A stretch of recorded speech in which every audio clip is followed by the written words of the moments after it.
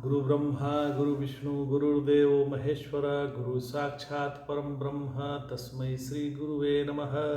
सदाशिवसमारंभां शंकराचार्य मध्यमाम् अस्मदाचार्य पर्यन्तां वंदे गुरु परंपराम्। ओम श्री गुरुभ्यो नमः। हम लोग गीता के दूसरे अध्याय को पढ़ रहे हैं। 40वां श्लोक तक पिछले एपिसोड में हम लोग पढ़ लिए थे। आगे बढ़ते हैं। 41वां श्लोक लेते हैं। भगवान कहते हैं, व्यवसायित्मका बुद्धि रेकेह कुरु नंदन बहुशाखा ह्यनंताश्च बुद्धियो व्यवसायिनाम्। व्यवसाय आत्मिका मतलब इस योग में प्रवृत्त जो मुमुक्षु है, जो इस मार्ग पर चलते हैं, मतलब इस योग के मार्ग पे जो चलते हैं, वे प्रयोजन में दृढ़ रहते हैं, अपने प्रयोजन में दृढ़ रहते हैं और उनका लक्ष्य भी एक होता है।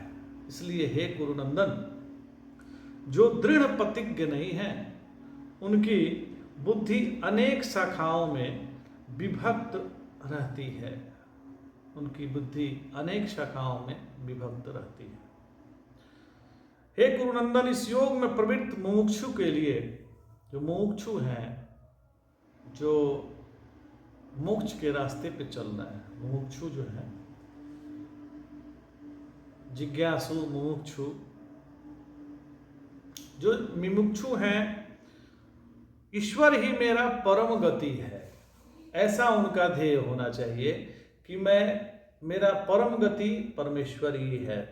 इस प्रकार की जो निश्चयात्मक बुद्धि है, वो बाहर और भीतर एक जैसे रहती है। और विषयी पुरुषों की बुद्धियां अनेक शाखाओं वाली होने के कारण अनेक प्रकार की होती है।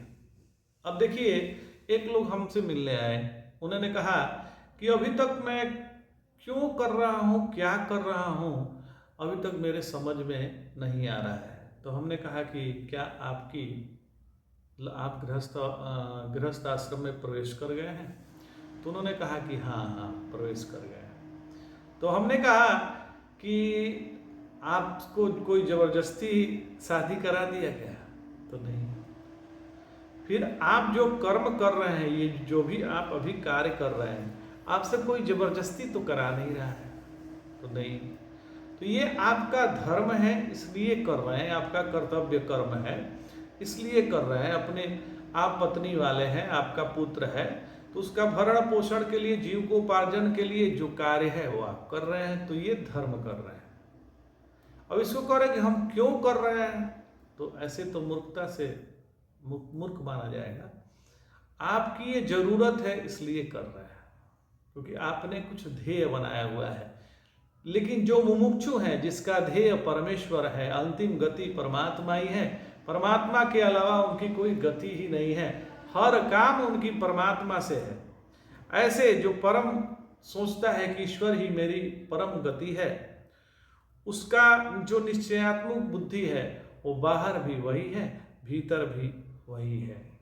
और विषयी जो पुरुष हैं, उनकी बुद्धियां अनेक शाखाओं वाली होती है, उनकी एक शाखा नहीं होती है। लेकिन जो मुमुक्षु है, उनकी एक ही शाखा रहती है, वो जाना है परमात्मा के है, अपने जड़त्व की ओर जाती है। तो ये भगवान कह रहे हैं। देखिए, चैतन्य चरितामृत में आता है, श्रद्धा शब्दे विश्वास कहे सुदृढ़ निश्चय, कृष्णो भक्ति कैले सर्वकर्म कृत है। श्रद्धा का अर्थ है किसी अलौकिक वस्तु में अटूट विश्वास आ जाए, ऐसी श्रद्धा है। किसी अलौकिक वस्तु में अटूट विश्वास हो जाए, और जो कोई है वो परमात्मा के कार्यों में ही लगा हुआ है। जो काम है हमारा परमात्मा के लिए ही है। तो ऐसे परिवार, मानवता या राष्ट्रीय बंध कर कार्य करने की आवश्यकता ही नहीं रहती, इसलिए वो बद्धता नहीं है, कोई भी कर्म बंधन में नहीं फंसता है। कहने का तात्पर्य यह है। देखिए, किसी भी मंदिर में जाएंगे तो हमारे अंदर श्रद्धा नहीं रहेगी तो हम मंदिर में जा ही नहीं पाएंगे। किसी मूर्ति में श्रद्धा है, अपने पैरों पे स्वयं श्रद्धा नहीं होगी तो हम खड़े भी नहीं हो पाएंगे। तो श्रद्धा तो अत्यंत ही आवश्यक है, श्रद्धा हमारे में रहती ही है। हम ये श्रद्धा से ही अपना हाथ उठाते हैं, हम श्रद्धा से ही आज बोल पा रहे हैं। हम जो बोलना चाहते हैं वही बाणी यहाँ से बोल रही है, वो श्रद्धा के चलते ही है। नहीं तो हम कुछ सोचेंगे और बाणी जाएगी कुछ और। तो यही हो जाएगा कि जो विषयी पुरुष हैं उनकी बुद्धियां अनेक शाखाओं में विभक्त रहती हैं। तो श्रद्धा तो चाहिए ही चाहिए। आगे बोलते हैं, यामिमां पुष्पितां वाच प्रवदन्त विपस्सितः वेदवारताः पार्थ नान्यदस्तीति वादिनः। यामिमा पुष्पितां वाचम प्रवदन्त विपस्सिता, ये सब पुष्पिता मतलब दिखावटी, वाचम मतलब शब्द, प्रवदंती कहते हैं। कहते हैं कि हे पार्थ, कर्म और कर्म फल के प्रशंसक, कर्म और कर्म फल के जो प्रशंसक हैं, वेद वाक्यों में प्रीति रखने वाले, वेद के परम तात्पर्य को न जानने वाले और कर्म से अतिरिक्त मोक्ष, ईश्वर आदि कुछ नहीं है ऐसा कहने वाले विवेक रहित जन इन तच्छ मांग लक्षण अपातरणीय वाणी को कहते हैं। मनोहि द्विधम प्रोक्तम शुद्धम चुत्सुद्धेवेय च अशुद्धम काम संकल्पम शुद्धम काम विवर्जित। तो देखिए, मन जो है दो प्रकार का है।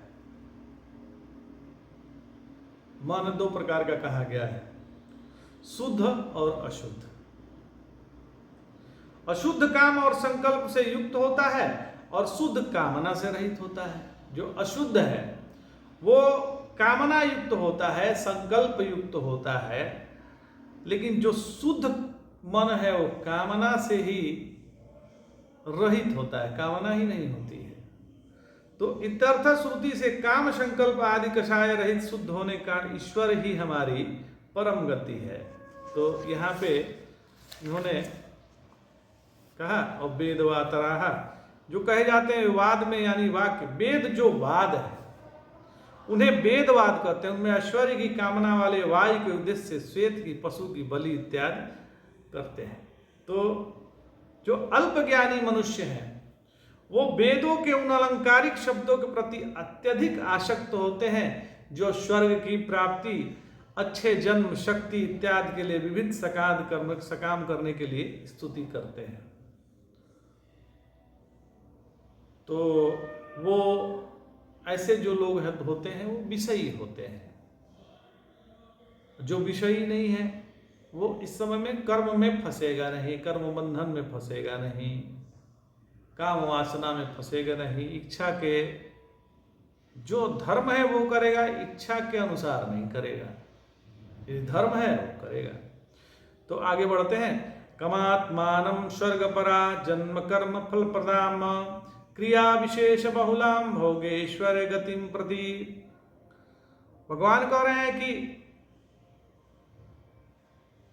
इंद्रिय तृप्ति, इंद्रियों की तृप्ति तथा ऐश्वर्यमय जीवन की अभिलाषा के कारण वे कहते हैं कि इससे बढ़कर और कुछ नहीं है। मतलब जो भोग है, जो वासना है, इससे बढ़कर कुछ नहीं है, ऐसा कहते हैं। स्वर्ग को ही परम पुरुषार्थ मानने वाले जो हैं, जो स्वर्ग को ही परम पुरुषार्थ मानते हैं, भगवान को नहीं मानते। ऐसे लोग मंदिर में जाते हैं तो भगवान के लिए नहीं जाते कि आप मिल जाओ, इसलिए जाते हैं कि आपके दर्शन से मुझे ये सुख मिल जाए, ये ऐश्वर्य मिल जाए, हमको नई गाड़ी मिल जाए, नया घर मिल जाए, नई स्त्री भी मिल जाए। तो स्वर्ग की परम पुरुषार्थ मानने वाले विषयी पुरुष केवल विषयों के ऊपर आधिपत्य प्राप्त हो, इसलिए अग्निष्टोम आदि अनेक कर्मों को प्रतिपादक, अतएव जन्म मरा आदि फल को ही देने वाली वाणी को कहते हैं। ऐसे ही शब्द कहते हैं। फिर आगे बोलते हैं, भोगेश्वरा प्रशक्तानां तया परिचेतसां व्यवसायित्मिका बुद्धि ही समाधो न विधीयते। भगवान कह रहे हैं कि जो लोग इंद्रिय भोग तथा भौतिक ऐश्वर्य के प्रति अत्यधिक आसक्त होने से ऐसी वस्तुओं से मोहग्रस्त हो जाते हैं, उनके मनों में भगवान के प्रति भक्ति का दृढ़ निश्चय नहीं होता। उनके मन में भगवान के प्रति भक्ति का जो है दृढ़ निश्चय नहीं होता। तो जिसका विषयों में आसक्ति है, ऐसे लोग जो रखने वाले हैं, जिनका चित्त विषयों से अपहत नहीं हुआ है, ऐसे पुरुषों के अंतःकरण में व्यवसायत्मक बुद्धि प्रविष्ट नहीं होती। वो योग को प्राप्त नहीं होते हैं, वो फंसे रहते हैं, संसार में फंसे रहते हैं।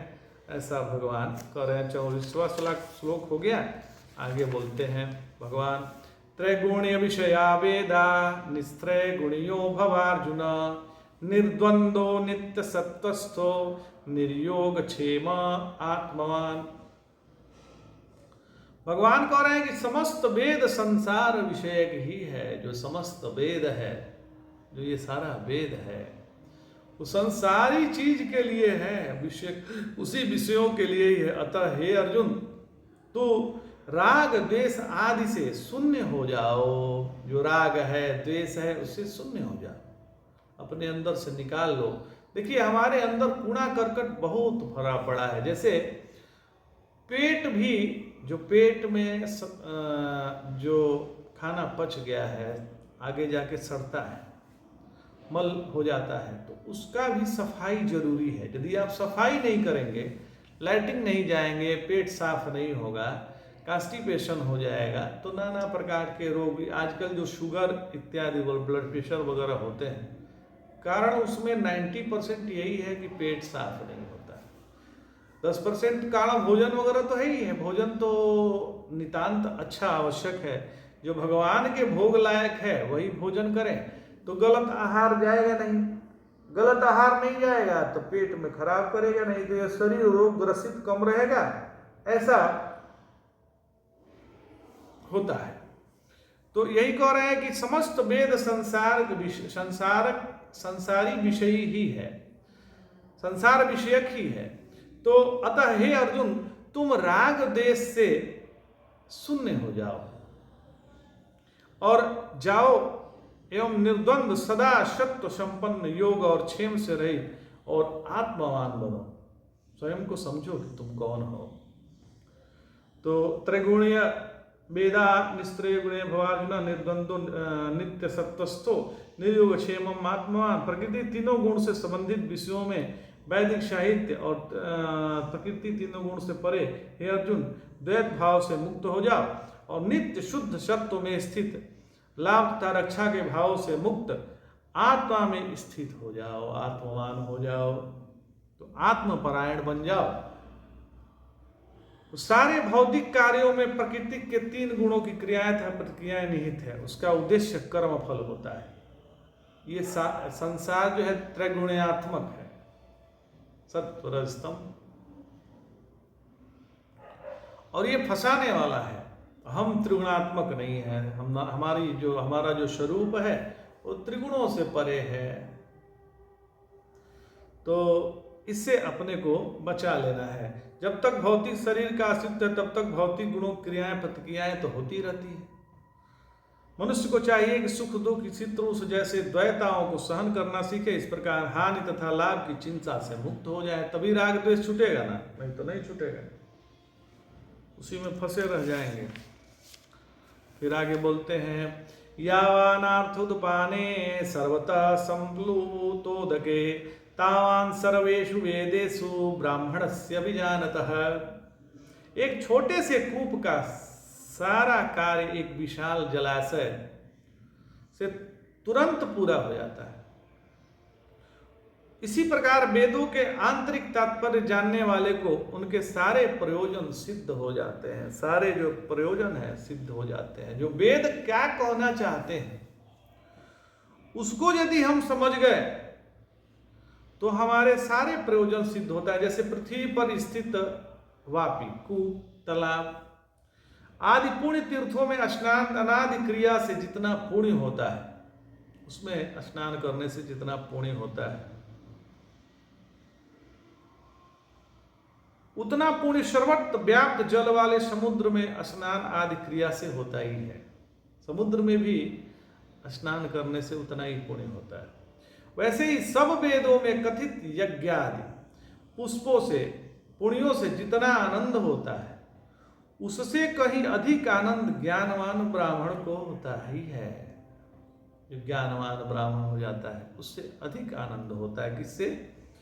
वैसे ही जब वेदों में कथित यज्ञादि पुण्यों से जितना आनंद होता है, उससे कहीं अधिक आनंद उस ब्राह्मण को होता है जो ज्ञानवान संपन्न हो गया है, जिसको ज्ञान हो गया है, जो स्वयं को जान गया है, परमात्मा को जान गया है, संसार को जान गया है, जीव को जान गया है, आध्यात्मिक साधना समझ लिया है। वैसा ब्राह्मण धन्य धन्य हो जाता है। वैसा ब्राह्मण जो है आनंद से युक्त होता है, ऐसा भगवान कह रहे हैं। आगे बढ़ते हैं,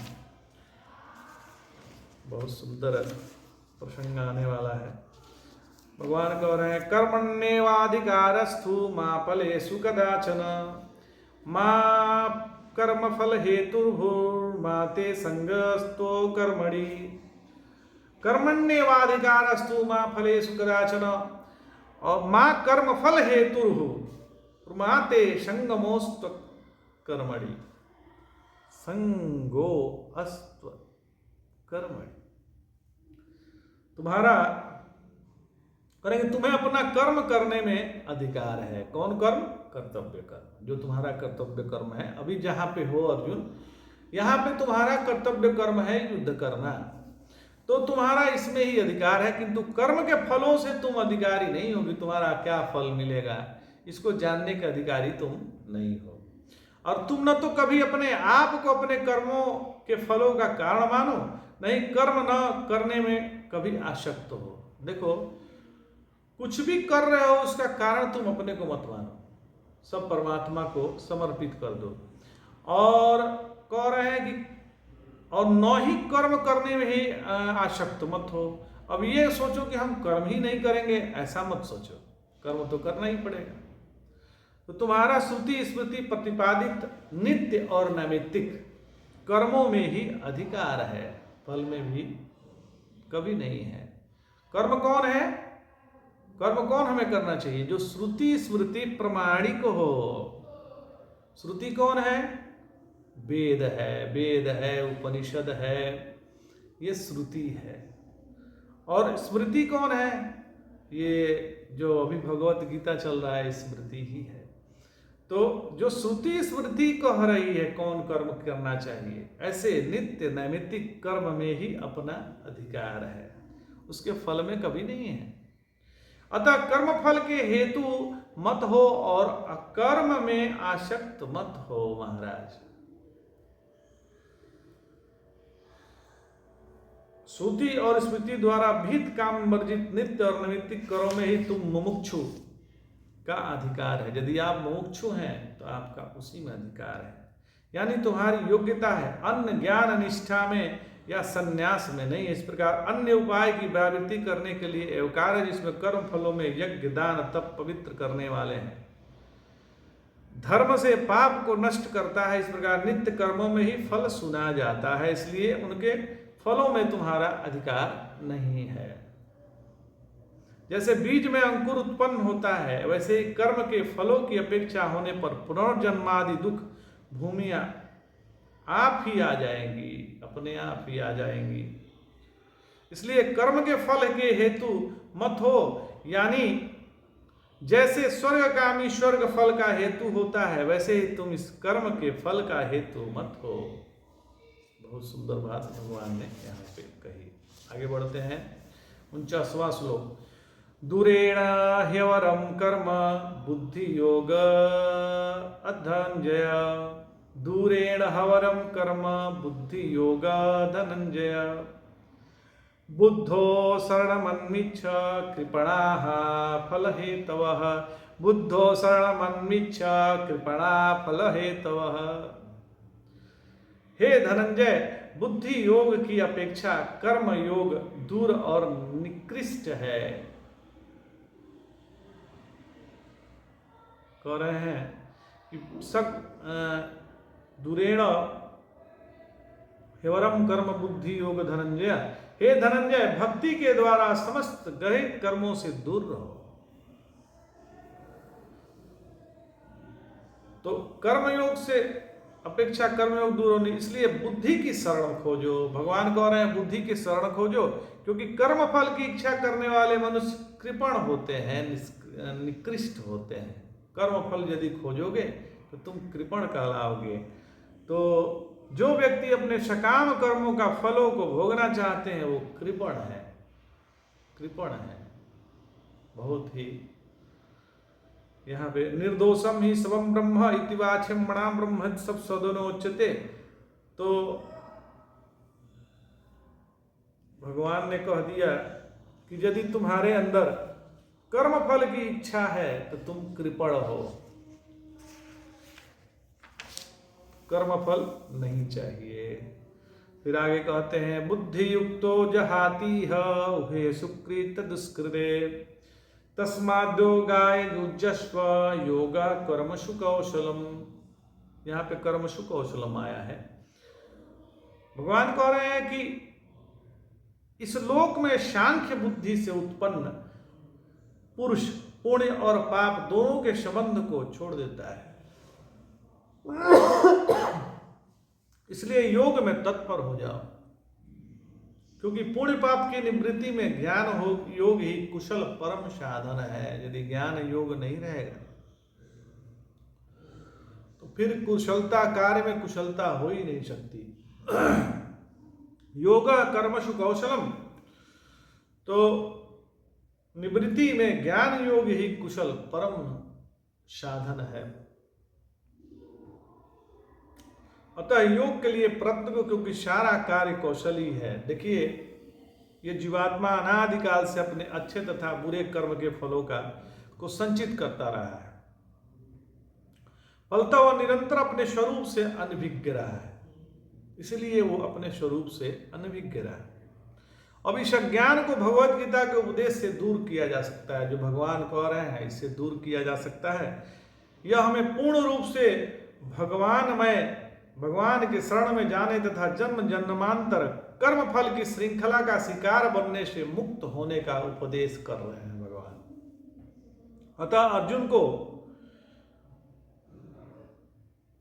भगवान ने कार्य करने के लिए कहा, लेकिन उसके फल के चक्कर में पड़ने के लिए नहीं बोला। बोले कि कर्म फल के शुद्ध होने की यही प्रक्रिया है कि तुम उसके कर्म फल के चक्कर में मत पड़ो। कर्म करना तुम्हारा अधिकार है, लेकिन कौन कर्म कर रहा है इसके चक्कर में भी मत रहो, और निकम्मा भी मत बनो। भगवान को निकम्मा प्रिय नहीं है जो सोते रहते हैं, निकम्मा ही शूद्र है जो सोते रहते हैं। तो भगवान को भी निकम्मा पसंद नहीं है। वो अर्जुन का निकम्मापन भगवान को अच्छा नहीं लग रहा है। तो आज इतना ही। जय जय शंकर, हर हर शंकर, नमामि शंकर, भजामि शंकर, नमः पार्वती पतये, हर हर महादेव। जय शंभु।